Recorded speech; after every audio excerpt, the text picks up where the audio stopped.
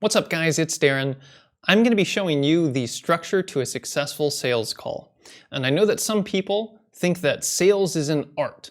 The problem with that is that art usually means winging it. And if you wing it in your sales calls, it will be different every single time.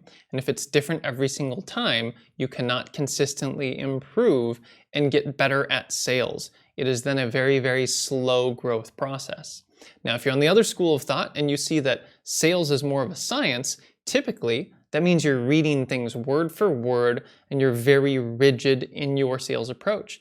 And unfortunately, that prevents you from being able to be flexible to concerns or objections the person in front of you brings up, and it prevents you from being able to connect with them as well. It is not a perfect sales script, and it is not an art, it is a structure, the perfect sales structure, and that's what we're going to go over right now. So, what is the structure of a successful sales call? There are three main parts. The first part is discovery. Now, the discovery section of the sales call, a couple things happen here. The first thing is you build rapport. You chat with them for a little bit. Now, I think it's really important when talking about rapport to understand it's not about building some super intense like personal relationship and getting to know their favorite color, their favorite foods, and their family and their kids and their pets and all of that stuff. It's just a little bit of breaking the ice. Just a little bit of chatting about, what got you into business, how long you've been doing it, what do you like about it. You don't need to go too much further in depth than that. Now, rapport is just the first part of the discovery process. The second part is more important, and that is diagnostic questions. And these are the kinds of questions that are going to allow you to provide proper reasoning on why they should get your product or service and what level of your product or service that they should get. This would be asking things like, what would they want or need your product or service for? How often would they use it? What kind of features are important to them? How could they tell that it was a match to what it is that they're looking for? Now, those questions and the answers to them are what are going to help you throughout your presentation and in closing to know what's most important to them and leverage that to make them buy. Now, once you finish the discovery portion, building the rapport and going through the diagnostic questions, the second part, the second piece of the successful sales structure is going to be the actual presentation.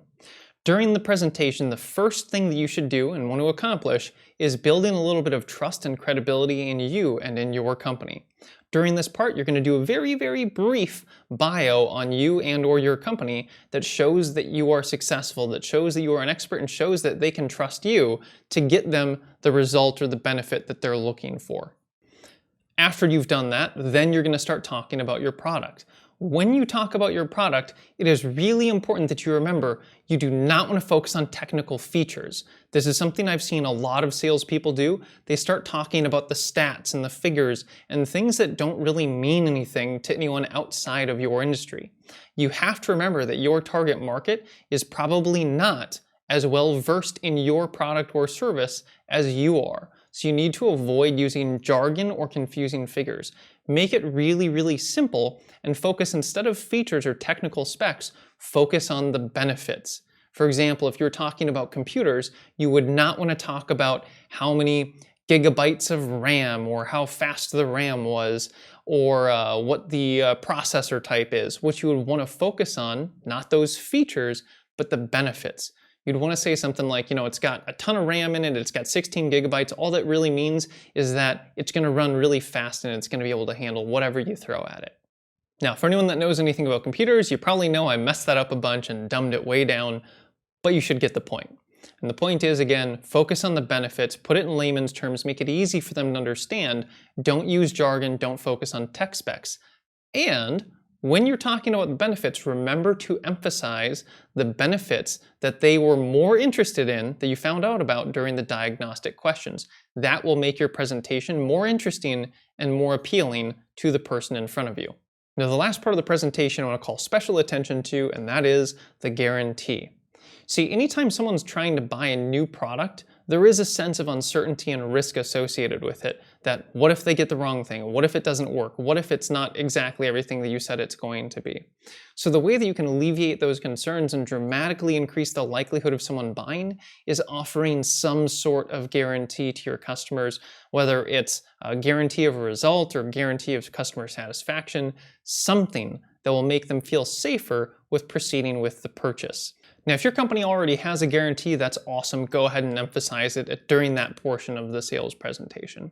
If, however, your company does not have a guarantee, if you're in a position of power and you can create one, then I would highly, strongly suggest it that you create some sort of guarantee because it will boost your sales dramatically. The profits almost always outweigh the costs. If you are not in a position of power, then all I can say is you should definitely encourage whoever is to create some sort of guarantee because it will boost your sales, it will boost the company sales, it will boost everyone's profitability, and it's definitely worth it. Now, after you cover the guarantee, you move into the third part of a successful sales call, and that is closing. Now, the first part of closing is actually setting a price expectation.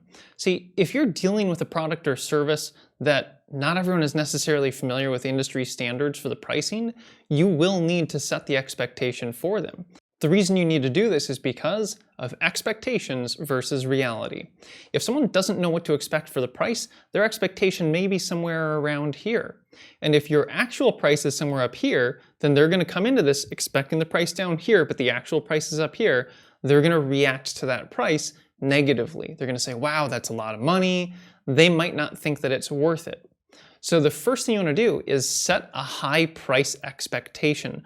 Compare it to other vendors. Compare your product to other competitors in the marketplace to set that expectation high so that when you come in with your price, you are below or pretty much right on with what they're expecting. You want their reaction not to be, oh my God, that's a lot of money. You want their reaction to be, okay, that sounds reasonable, or yeah, that's not that bad compared to what I was expecting. When you have that kind of reaction, the likelihood of a sale goes up. But once you set the pricing expectation, all that's really left to do is tell them your actual price and ask for the order. And it is critically important that you do actually ask for the order. I've seen a lot of salespeople that don't ask for the order. They just say, yep, so our price is $3.99, and then they stop. You cannot ask for the order by implying it. You can only ask for the order by actually asking them if that is something that they would like to go ahead and get started with today. You must ask them to buy. Do not chicken out here. Now, once you get to the closing, you go over the pricing expectation and you actually ask for the order, the next thing that you must understand is going to happen is they will have concerns and they will have objections. Almost no one will just immediately say yes. So the last part of the closing is objection handling. And that is where I think the whole sale really begins. Your sale doesn't end when you ask for the order. Your sale begins when you ask for the order.